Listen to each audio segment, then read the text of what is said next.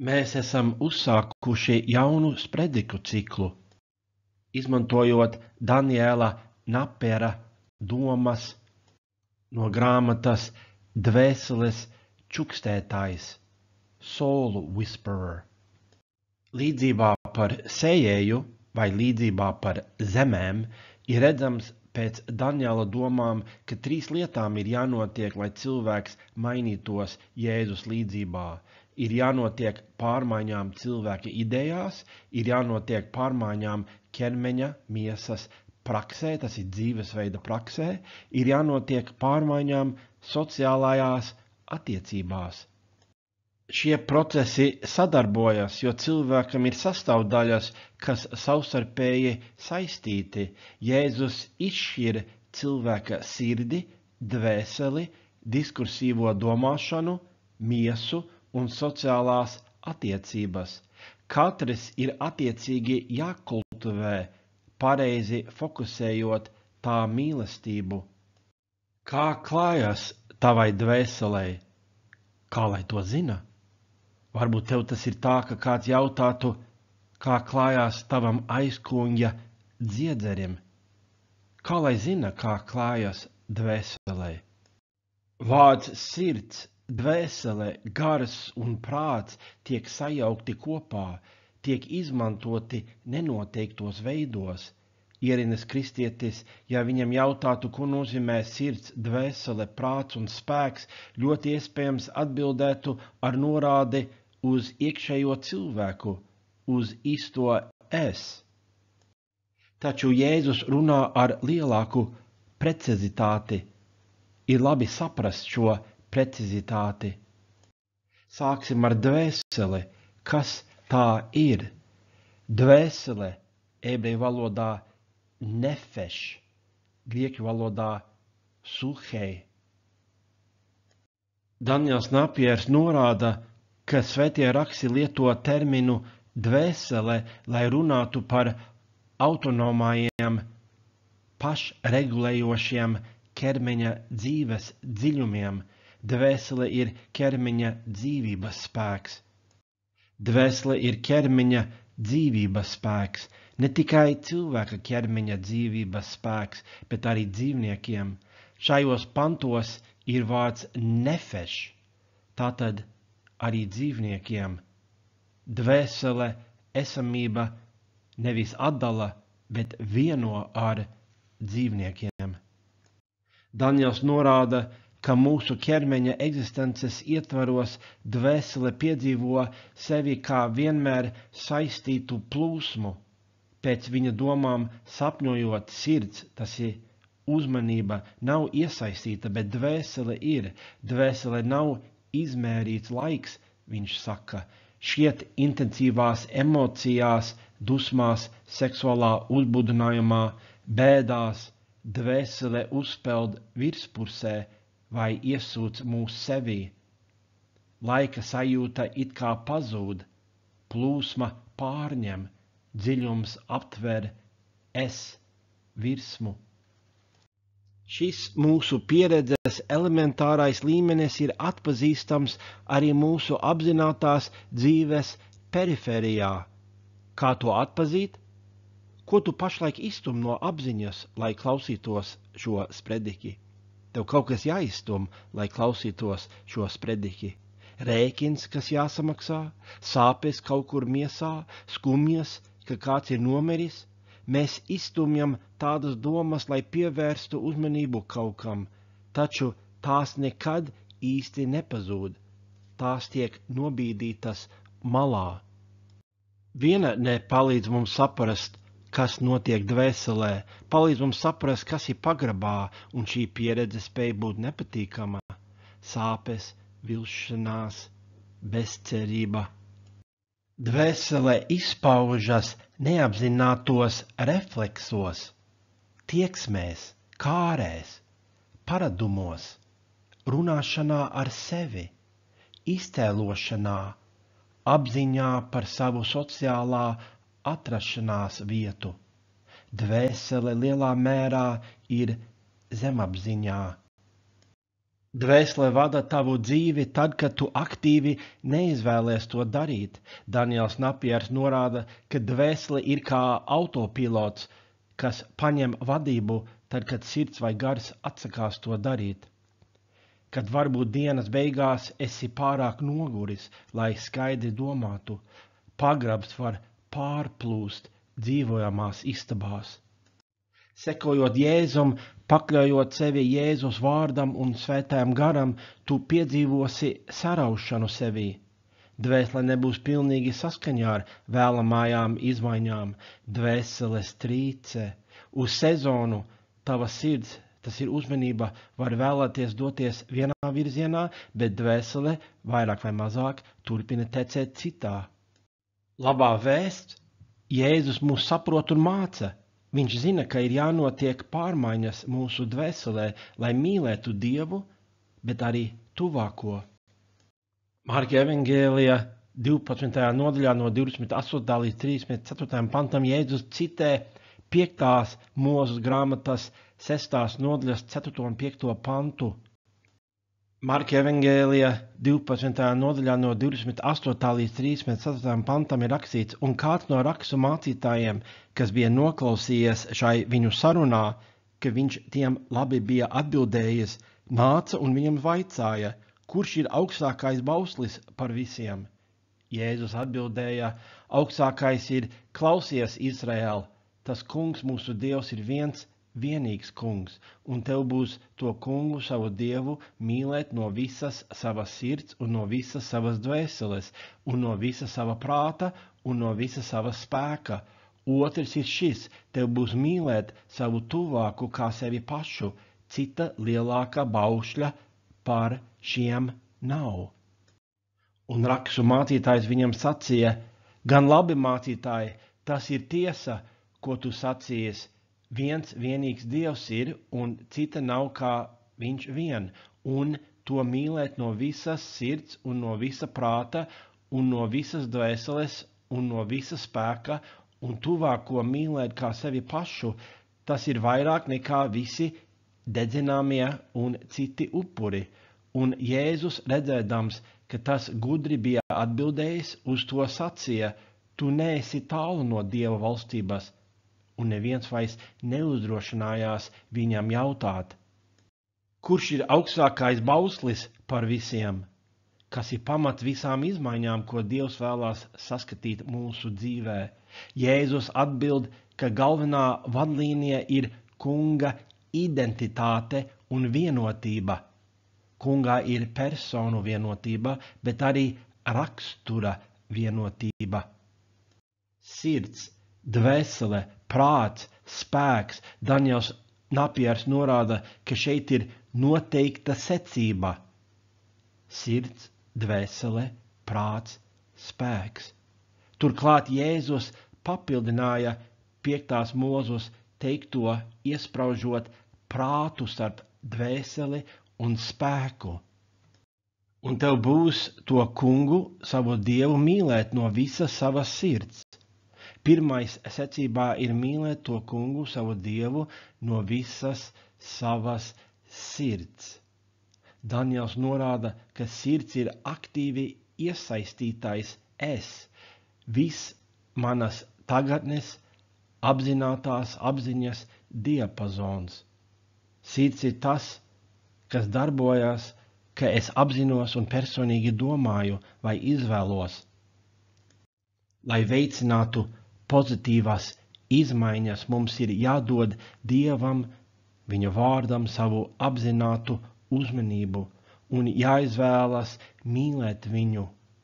Apzinātai, aktīvai izvēlei nav aizstājēja, tas ir pirmais solis. Bet mūsu sirdī uzmanībai pietrūkst enerģijas, lai pārvaldītu dzīvi pilnu laiku. Ir citas sastāvdaļas, kas nāk talkā, un ir jāmāca arī šīm sastāvdaļām mīlēt Dievu. Ir jāmāca dvēselei to darīt. Sirds, uzmanība ir svarīga, taču dvēsele ir spēcīgāka. Jēzus gudrībā mēs izmantojam sirdi, lai apmācītu dvēseli. Mums ir jālieto sirds, kas ir salīdzinoši ierobežota, lai apmācītu savus neapzinātos ieradumus, nerefleksīvās prakses un pamatā esošās nostādnes, lai apmācītu dvēseles dziļumus. Dvēselē ir plūsma. Ja šī plūsma tiek novirzīta citā virzienā, tad tā turpinās tā plūst, cerams, Dieva virzienā, arī brīžos, kad mēs to tik aktīvi neapmācam. Dvēsele nav visintelektuālākā mūsu sastāvdaļa. Mums ir jāapietas ar to līdzīgi, kā mums ir īpaša pieeja dresējot savu mīluli, piemēram, suni. Suņa gadījumā vēdera berzēšana, īpašas balss intonācijas, lai izrādītu mīlestību vai lai norādītu, ka uzvedība ir nepieņemama, mēs rīkojamies tā, lai mīlulis varētu saprast. Līdzīgi mūsos ir kaut kas, kas neraigē adekvāti uz saprātu. Tā ir jābildina, tā ir jādresē, tā ir jāpieradina. Vecie plūsmu kanāli tiek aizdambēti, jauni kanāli tiek izveidoti dvēseles plūsmai. Veselīgas prakses nostiprina plūsmu, kas ir laba Dieva projektam. Tās ļauj mūsu sirds mīlestībai pret Dievu pāriet dvēseles mīlestībai pret Dievu. Mateja evangēlija 25. nodaļā no 1. līdz 13. pantam, līdzībā par 10 jaunavām, Jēzus māca, ka iespēja sadarboties ar Dievu krīzes situācijā būs pa lielam atkarīga no tā, kas ir kļuvis automātisks. Tas ir bez apzinātas apspriedes.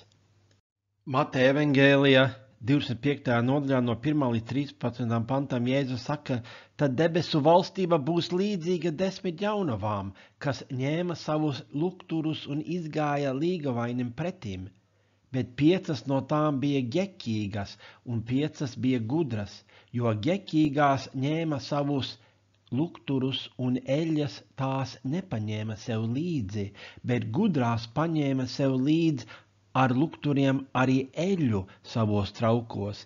Kad līgavainis kavējās nākt, tad viņas visas iesnaudās un gulēja, bet nakts vidū balss atskanēja, redzi, līgavainis nāk, izeitā viņam pretīm. Tad visas jaunavas cēlās un sakārtoja savus lukturus. Bet ģekīgā sacīja gudrajām, dodiet mums no savas eļļas, jo mūsu lukturi izdziest, bet gudrās atbildēja un sacīja, tā nē, lai nepietrūktu mums un jums, bet noeita labāk pie pārdevējiem un pērciet sev, un kad tās aizgāja pirkt, nāca līgavainis, un kas bija gatavas, iegāja ar viņu kāzās, un durvis aizslēdza. Pēc tam atnāca arī pārējās jaunavas un sacīja, kungs, kungs, atdari mums, bet tas atbildēja un sacīja, patiesi es jums saku, es jūs nepazīstu. Tāpēc esiet modrīgi, jo jūs nezināt ne dienu, ne stundu, kurā cilvēka dēls nāks. Līdzībā visas jaunavas guļ, tas ir nav pie samaņas. Gan gudrām, gan negudrām jaunavām ir ierobežotas sirds, uzmanības enerģija. Mums visiem ir šie ierobežojumi. Noteicošais ir rakstura eļļa, kas ir iepriekš sakrāta. Paradumiem, neapzinātām reakcijām ir neaizstājāma loma, ļaujot mums sadarboties ar Dievu. Pārmaiņas dvēselē noteiks mūsu kapacitāti sadarboties ar Dievu tādos brīžos. Regulāras prakses, tas ir disciplīnas, pamazām maina dvēseli.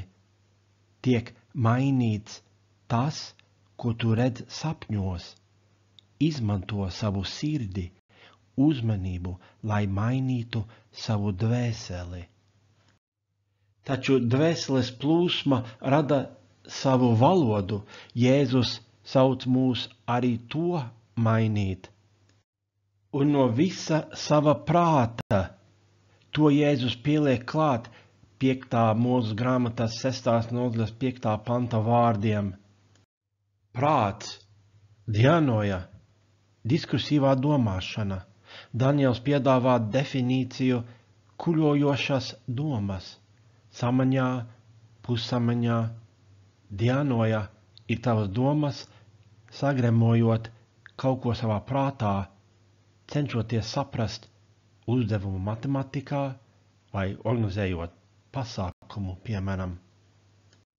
Dianoja ir runāšana ar sevi prātā, tā balss, kurai nepatīk klusēt, kas pavada mūs caur dzīvi, kā dziesma, kas tevī tiek atkārtoti atskaņota. Šo balsi lielākoties sagādā pazemes dvēsele. Lai šajā balsī mīlētu Dievu, ir jāpiekop disciplīnas, kas to veicinās. Dieva vārda lasīšana, iegaumēšana, lūgšanas, Dieva slavēšana, pateicība. Tā balss tavā prātā mainīsies, jo dvēsele mainīsies. Bet es esmu padomju cilvēks. Es esmu pasaulīgs. Es esmu tāds un tāds. Es vienmēr daru to, kas man izdevīgs, un tā tālāk. Lai šajā balsī mīlētu Dievu, ir jāpiekop disciplīnas, kas to veicinās.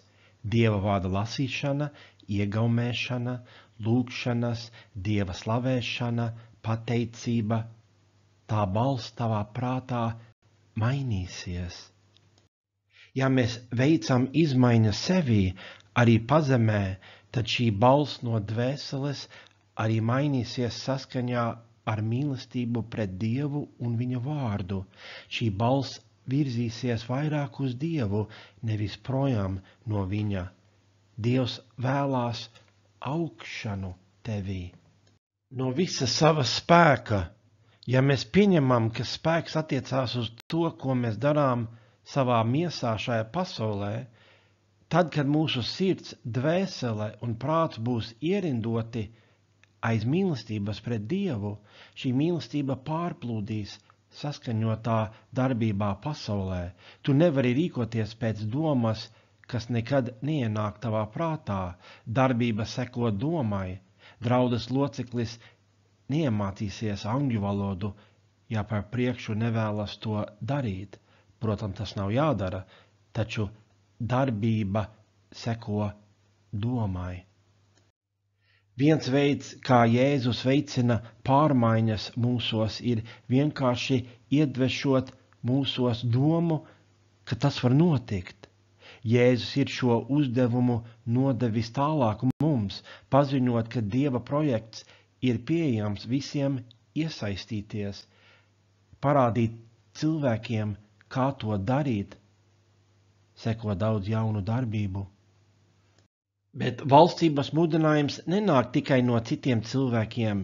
Nav jābūt tā, ka kāds nepārtraukti saka, ko darīt. Tas sāk uzburbuļot tad, kad mūsu iekšējā balss, ar ko mēs runājam ar sevi, ir transformēta caur pārmaiņām sirdī un dvēselē. Protams, caur Dieva vārdu, Bībeli, kas ir iegājusi mūsos. Nav runa par kuru katru iekšējo balsi.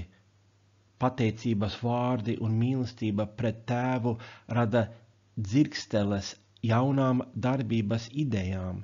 Prātā, kuru dominē tāda iekšējā valoda, ienāk visādas iespējas Dieva projektā. Piemēram, pasākums, cerība. Sniedzot atbalstu tuvākajam vai lūdzot Dievu kopā ar kādu likstās, kļūst par kaut ko dabisku. Pārveidojot ieradumus un iekšējo valodu, Jēzus skolnieks atklāja jaunu jaudu, jaunus resursus. lai līdzdarbotos Dievam ikdienas dzīvē. Visievērojamākās darbības izmaiņas ir attālināšanās no dusmām, sakropļotām vēlmēm, viltībām, bet palielināta mīlestība uz tuvāko. Šīs rūpes par cilvēku, kas mums ir tuvu, arī ir vadlīnija. Mēs spējam mīlēt tuvāko šajās jaunajos impulsos. Mums ir pārmaiņas savā skatienā uz citiem. Mateja evangēlija 5. nodaļā no 13. līdz 14. pantam Jēzus saka, jūs esat zemes sāls, bet ja sāls nederīga, ar ko tad sālīs?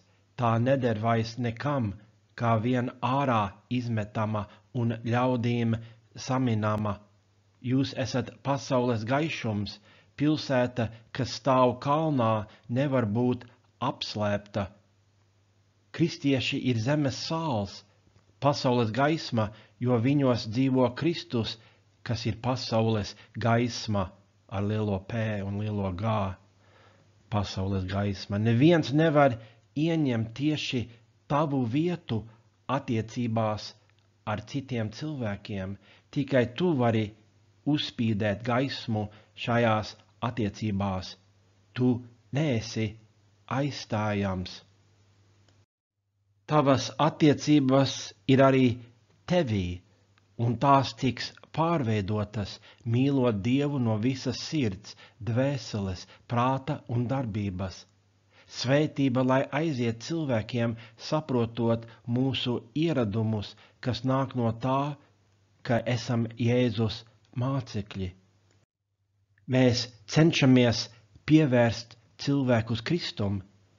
Tad, kad tas notiek, lai cilvēks iesaistās Dieva darbā, spēka izpausmē miesā, mīlestības izrādīšanā pret tuvāko, visādos labos darbos, bet neatstājot novārtā izmaiņas sirdī, uzmanībā, dvēselē, prātā, iekšējā valodā, caur izmaiņām ieradumos, caur garīgām disciplīnām.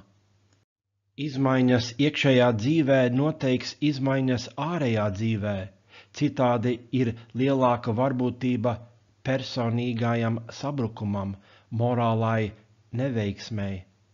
Izkop savu dvēseli.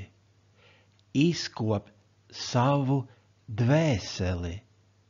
Un tā caur tevi Dievs mainīs Latviju. Izkop savu dvēseli. Marka evangēlija 12. nodaļā no 32. līdz 34. pantam ir rakstīts, un rakstu mācītājs viņam sacīja, gan labi mācītāji, tas ir tiesa, ko tu sacījies, viens vienīgs Dievs ir, un cita nav kā viņš vien, un to mīlēt no visas sirds, un no visa prāta, un no visas dvēseles, un no visa spēka, un tuvāko mīlēt kā sevi pašu, tas ir vairāk nekā visi dedzināmie un citi upuri. Un Jēzus redzēdams, ka tas gudri bija atbildējis, uz to sacīja, tu neesi tālu no Dieva valstības, un neviens vairs neuzdrošinājās viņam jautāt. To mīlēt no visas sirds un no visa prāta un no visas dvēseles un no visas spēka. Iespējams, ka rakstu mācītājā ir intelektuālisms no Jēzus vārdiem, un tev būs to kungu savu Dievu mīlēt no visas savas sirds un no visas savas dvēseles un no visa sava prāta un no visa sava spēka, pazūd vārdi tev, savas un sava. To mīlēt no visas sirds un no visa prāta un no visas dvēseles un no visa spēka. Jēzus un Mūzus vārdos šis bauslis ir personalizēts, bet rakstu mācītāja vārdos vairāk abstrakts. Turklāt vārds, ko rakstu mācītājs izmanto, kur latviešu tulkojumā ir vārds prāts, ir locījums no grieķu valodas vārda sunesis, saprašana, izpratne, savienošana. Ar šo vārdu rakstu mācītājs aizstāja Jēzus vārdus dvēsele un diskursīvā domāšana. Rabīni savienoja vienu tekstu ar otru, skaidrojot svētos rakstus. Erudīts spēja citēt vienu rakstu vietu, lai skaidrotu otru, spēja savienot Bībeles tekstus. Tas ir labi, bet tas, ko Jēzus vēlās panākt, ir vairāk par to. Izmaiņas dvēselē un diskursīvajā domāšanā ir vairāk par šo. Šķiet, rakstu mācītājam ir tendence paturēt pārmaiņas starp savām ausīm, un Jēzus to ievēro. Tu neesi tālu no Dieva valstības. It kā kompliments, bet rakstu mācītājs nav pavisam gatavs sadarboties ar Dievu. Ar galvu vien nepietiek. Rakstu mācītājam būs jāļauj Dievam darboties viņā, dvēselē un diskursīvajā domāšanā. Intelektuālisms vien nespēs pārveidot šī mācītāja dvēseli. Mācītājam būtu jāsavieno savu dzīves spēku ar sekošanu Jēzum. Tas ir, kas mums jādara. Tātad darīsim tā. Pievērsīsim uzmanību Kristum un viņa mācībai. Mainīsies mūsu dvēsele. Es aicinu jebkuru, kas nav vēl kļuvis par kristieti, to izdarīt Bībeles noteiktajā veidā, tā saņemot grēku piedošanu un svēto garu. Skaties lūdzu rakstu Patiesība par jūsu pestīšanu draudzes mājaslapā vai video Evaņģēlijs labā vēsts YouTube kanālā Mācītājs Viktors. Lai Dievs tevi pasargā, lai Dievs tevi bagātīgi svētī.